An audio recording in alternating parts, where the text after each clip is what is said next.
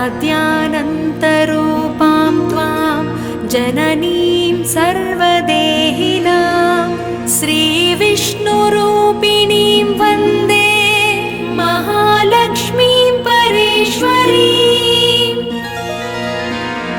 नामजात्यादिरूपेण स्थितां त्वां परमेश्वरीं श्रीविष्णुरूपिणीं वन्दे महालक्ष्मीं परेश्वरीं। व्यक्ताव्यक्तस्वरूपेण कृत्स्नं व्याव्यन्यवस्थितं श्रीविष्णुरूपिणीं वन्दे महालक्ष्मीं परेश्वरीं।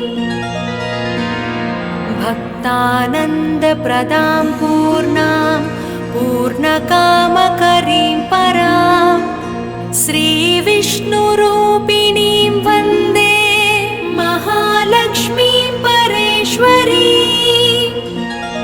अन्तर्याम्यात्मना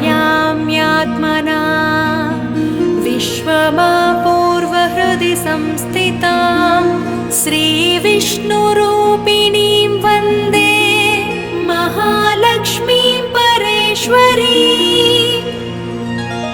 सर्पदैत्यविनाशार्थं लक्ष्मीरूपां व्यवस्थितां श्रीविष्णुरूपिणीं वन्दे महालक्ष्मीं परेश्वरीं। भुक्तिं मुक्तिं च दातुं वै संस्थितां करवीरके श्रीविष्णुरूपिणीं वन्दे महालक्ष्मीं परेश्वरीं। सर्वाभयप्रदां देवीं सर्वसंशयनाशिनीं श्रीविष्णुरूपिणीं वन्दे महालक्ष्मीं परेश्वरीं। महालक्ष्मीं परेश्वरीं।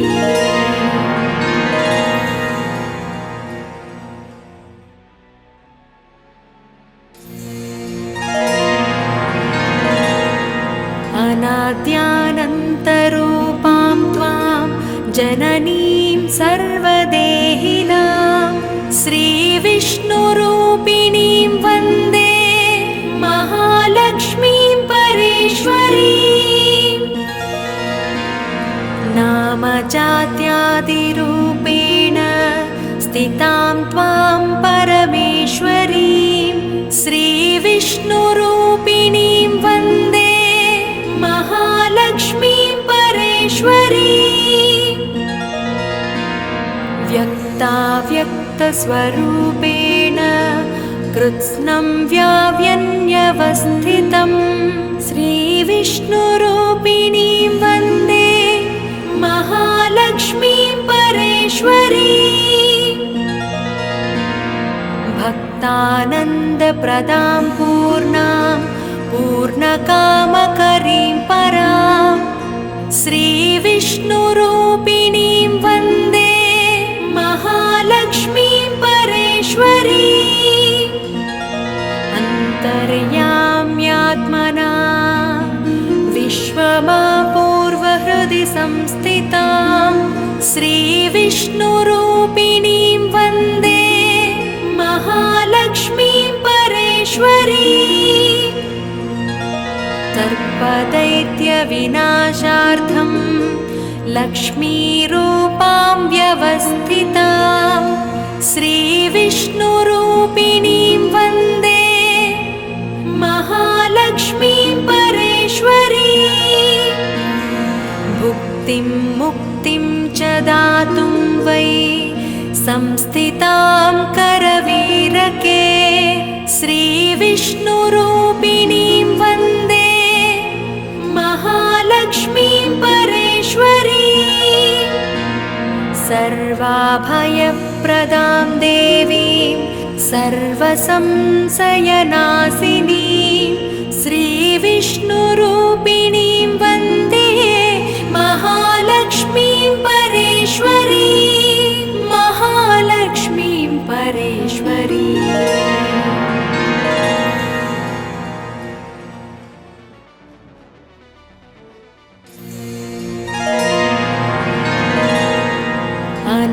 अनाद्यानन्तरूपां त्वां जननीं सर्वदेहिनां श्रीविष्णुरूपिणीं वन्दे महालक्ष्मीं परेश्वरीम्। नामजात्यादिरूपेण स्थितां त्वां परमेश्वरीं श्रीविष्णुरूपिणीं वन्दे महालक्ष्मीं परेश्वरीम्। व्यक्ताव्यक्तस्वरूपेण कृत्स्नं व्याव्यन्यवस्थितं श्रीविष्णुरूपिणीं वन्दे महालक्ष्मीं परेश्वरीम्। भक्तानन्दप्रदां पूर्णां पूर्णकामकरीं परां श्रीविष्णुरूपिणीं वन्दे महालक्ष्मीं परेश्वरीम्। अन्तर्याम्यात्मना विश्वमापूर्वहृदि संस्थितां श्रीविष्णुरूपिणीं वन्दे महालक्ष्मीं परेश्वरीम्। सर्पदैत्यविनाशार्थं लक्ष्मीरूपां व्यवस्थितां श्रीविष्णुरूपिणीं वन्दे महालक्ष्मीं परेश्वरीम्। भुक्तिं मुक्तिं च दातुं वै संस्थितां करवीरके श्रीविष्णुरूपिणीं वन्दे महालक्ष्मीं परेश्वरीम्। सर्वाभयप्रदां देवीं सर्वसंशयनाशिनीं श्रीविष्णुरूपिणीं वन्दे महालक्ष्मीं परेश्वरीं। महालक्ष्मीं परेश्वरीम्।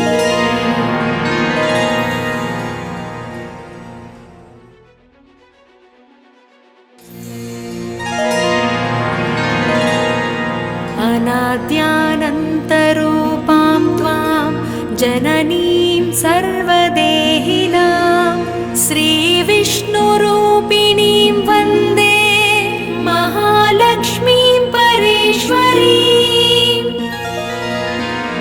नामजात्यादिरूपेण स्थितां त्वां परमेश्वरीं श्रीविष्णुरूपिणीं वन्दे महालक्ष्मीं परेश्वरीम्। व्यक्ताव्यक्तस्वरूपेण कृत्स्नं व्याव्यन्यवस्थितं श्रीविष्णुरूपिणीं वन्दे महालक्ष्मीं परेश्वरीम्।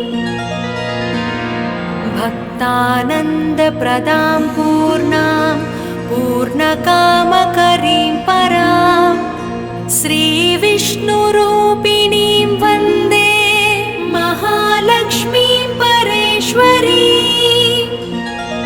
अन्तर्याम्यात्मना विश्वमापूर्वहृदि संस्थितां श्रीविष्णुरूपिणीं वन्दे महालक्ष्मीं परेश्वरीम्।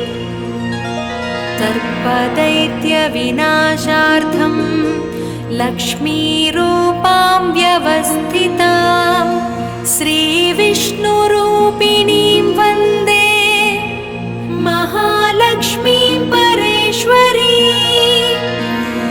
भुक्तिं मुक्तिं च दातुं वै संस्थितां करवीरके श्रीविष्णुरूपिणीं वन्दे महालक्ष्मीं परेश्वरीम्।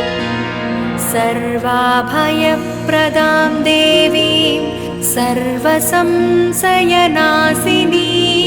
श्रीविष्णुरूपिणीं वन्दे महालक्ष्मीं परेश्वरीम्। महालक्ष्मीं परेश्वरीम्।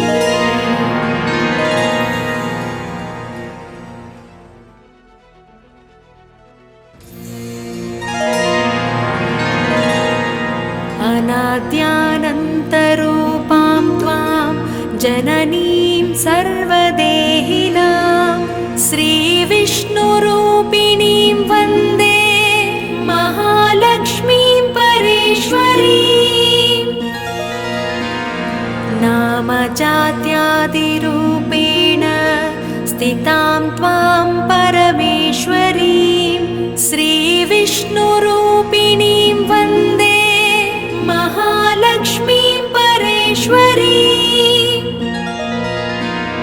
व्यक्ताव्यक्तस्वरूपेण कृत्स्नं व्याव्यन्यवस्थितं श्रीविष्णुरूपिणीं वन्दे महालक्ष्मीं परेश्वरीं भक्तानन्दप्रदां पूर्णां पूर्णकामकरीं परां श्रीविष्णुरूपिणीं वन्दे महालक्ष्मीं परेश्वरीं अन्तर्याम्यात्मना विश्वमापूर्वहृदि संस्थितां श्रीविष्णुरूपिणीं वन्दे महालक्ष्मीं परेश्वरीं सर्पदैत्यविनाशार्थं लक्ष्मीरूपां व्यवस्थितां श्रीविष्णुरूपिणीं वन्दे महालक्ष्मीं परेश्वरीं भुक्तिं मुक्तिं च दातुं वै संस्थितां करवीरके श्रीविष्णुरूपिणीं वन्दे महालक्ष्मीं परेश्वरीं सर्वाभयप्रदां देवीं सर्वसंशयनाशिनीं श्रीविष्णुरूपिणीं वन्दे महालक्ष्मीं परेश्वरीं महालक्ष्मीं परेश्वरीं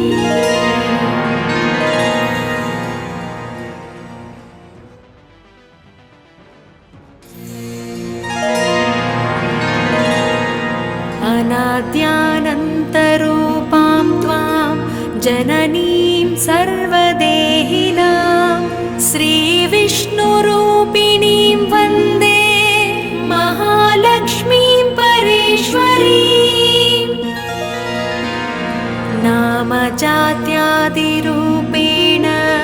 स्थितां त्वां परमेश्वरीं श्रीविष्णुरूपिणीं वन्दे महालक्ष्मीं परेश्वरीं व्यक्ताव्यक्तस्वरूपेण कृत्स्नं व्याव्यन्यवस्थितं श्रीविष्णुरूपिणीं वन्दे महालक्ष्मीं परेश्वरीं भक्तानन्दप्रदां पूर्णां पूर्णकामकरीं परां श्रीविष्णुरूपिणीं वन्दे महालक्ष्मीं परेश्वरीं अन्तर्याम्यात्मना विश्वमापूर्वहृदि संस्थितां श्रीविष्णुरूपिणीं वन्दे महालक्ष्मीं परेश्वरीं सर्पदैत्यविनाशार्थं लक्ष्मीरूपां व्यवस्थितां श्रीविष्णुरूपिणीं वन्दे महालक्ष्मीं परेश्वरीं भुक्तिं मुक्तिं च दातुं वै संस्थितां करवीरके श्रीविष्णुरूपिणीं वन्दे महालक्ष्मीं परेश्वरीं सर्वाभयप्रदां देवीं सर्वसंशयनाशिनीं श्रीविष्णुरूपिणीं वन्दे महालक्ष्मीं परेश्वरीं महालक्ष्मीं परेश्वरीं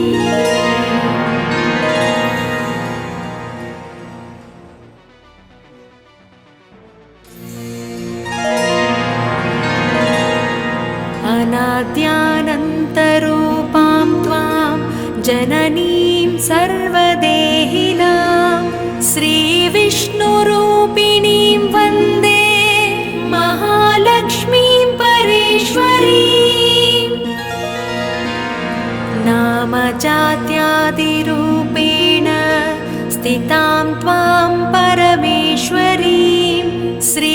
श्रीविष्णुरूपिणीं वन्दे महालक्ष्मीं परेश्वरीं व्यक्ताव्यक्तस्वरूपेण कृत्स्नं व्याव्यन्यवस्थितं श्रीविष्णुरूपिणीं वन्दे महालक्ष्मीं परेश्वरीं भक्तानन्दप्रदां पूर्णां पूर्णकामकरीं परां श्रीविष्णुरूपिणीं वन्दे महालक्ष्मीं परेश्वरीं अन्तर्याम्यात्मना विश्वमापूर्वहृदि संस्थितां श्रीविष्णुरूपिणीं वन्दे महालक्ष्मीं परेश्वरीं सर्पदैत्यविनाशार्थं लक्ष्मीरूपां व्यवस्थितां श्रीविष्णुरूपिणीं वन्दे महालक्ष्मीं परेश्वरीं भुक्तिं मुक्तिं च दातुं वै संस्थितां करवीरके श्रीविष्णुरूपिणीं वन्दे महालक्ष्मीं परेश्वरीं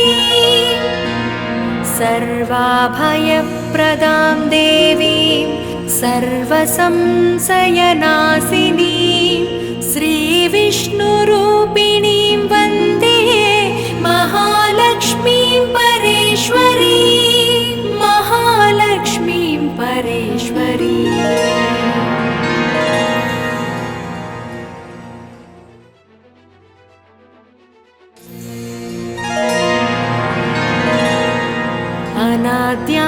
अनाद्यानन्तरूपां त्वां जननीं सर्वदेहिनां श्रीविष्णुरूपिणीं वन्दे महालक्ष्मीं परेश्वरीं नामजात्यादिरूपेण स्थितां त्वां परमेश्वरीं श्रीविष्णुरूपिणीं वन्दे महालक्ष्मीं परेश्वरीं व्यक्ताव्यक्तस्वरूपेण कृत्स्नं व्याव्यन्यवस्थितं श्रीविष्णुरूपिणीं वन्दे महालक्ष्मीं परेश्वरीं भक्तानन्दप्रदां पूर्णां पूर्णकामकरीं परां श्रीविष्णुरूपिणीं वन्दे महालक्ष्मीं परेश्वरीं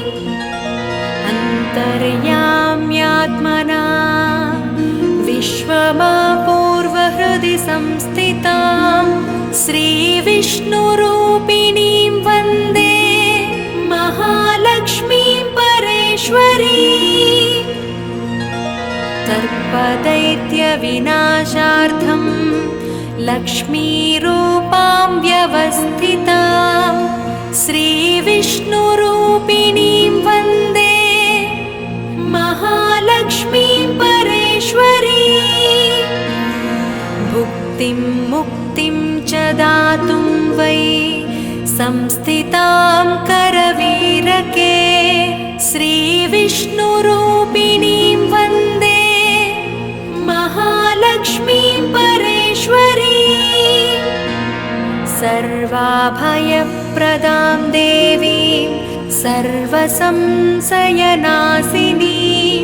श्रीविष्णुरूपिणीं वन्दे महालक्ष्मीं परेश्वरीं महालक्ष्मीं परेश्वरीं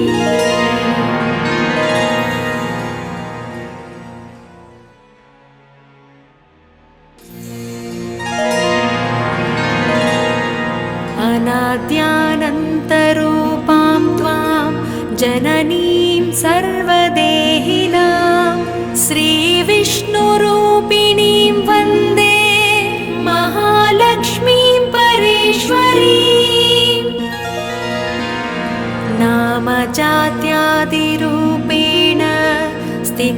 त्वां परमेश्वरीं श्रीविष्णुरूपिणीं वन्दे महालक्ष्मीं परेश्वरीम्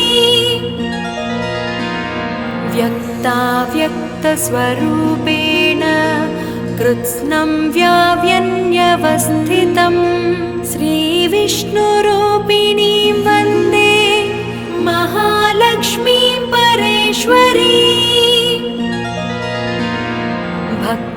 भक्तानन्दप्रदां पूर्णां पूर्णकामकरीं परां श्रीविष्णुरूपिणीं वन्दे महालक्ष्मीं परेश्वरीम् अन्तर्याम्यात्मना विश्वमापूर्वहृदि संस्थितां श्रीविष्णुरूपिणीं वन्दे महालक्ष्मीं परेश्वरीम् सर्पदैत्यविनाशार्थं लक्ष्मीरूपां व्यवस्थितां श्रीविष्णुरूपिणीं वन्दे महालक्ष्मीं परेश्वरीम् भुक्तिं मुक्तिं च दातुं वै संस्थितां करवीरके श्रीविष्णुरूपिणीं वन्दे महालक्ष्मीं परेश्वरीम् सर्वाभयप्रदां देवीं सर्वसंशयनाशिनीं श्रीविष्णुरूपिणीं वन्दे महालक्ष्मीं परेश्वरीम् महालक्ष्मीं परेश्वरीम्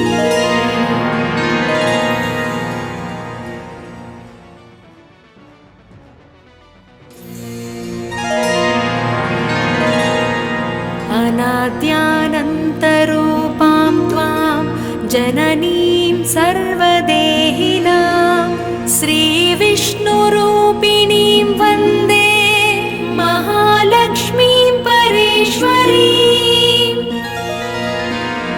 नामजात्यादिरूपेण स्थितां त्वां परमेश्वरीं श्रीविष्णुरूपिणीं वन्दे महालक्ष्मीं परेश्वरीम् व्यक्ताव्यक्तस्वरूपेण कृत्स्नं व्याव्यन्यवस्थितं श्रीविष्णुरूपिणीं वन्दे महालक्ष्मीं परेश्वरीम् भक्तानन्दप्रदां पूर्णां पूर्णकामकरीं परां श्रीविष्णुरूपिणीं वन्दे महालक्ष्मीं परेश्वरीम् अन्तर्याम्यात्मना विश्वमापूर्वहृदि संस्थितां श्रीविष्णुरूपिणीं वन्दे महालक्ष्मीं परेश्वरीम् सर्पदैत्यविनाशार्थं लक्ष्मीरूपां व्यवस्थितां श्रीविष्णुरूपिणीं वन्दे महालक्ष्मीं परेश्वरीम् भुक्तिं मुक्तिं च दातुं वै संस्थितां करवीरके श्रीविष्णुरूपिणीं वन्दे महालक्ष्मीं परेश्वरीम् सर्वाभयप्रदां देवीं सर्वसंशयनाशिनीं श्रीविष्णुरूपिणीं वन्दे महालक्ष्मीं परेश्वरीम् महालक्ष्मीं परेश्वरीम्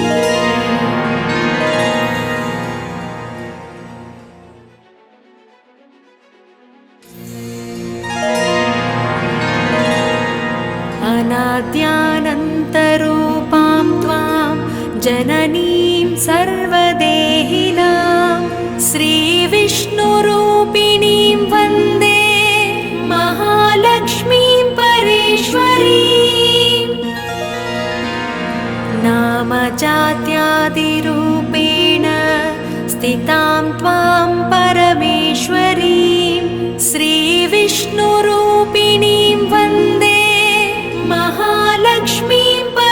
परेश्वरी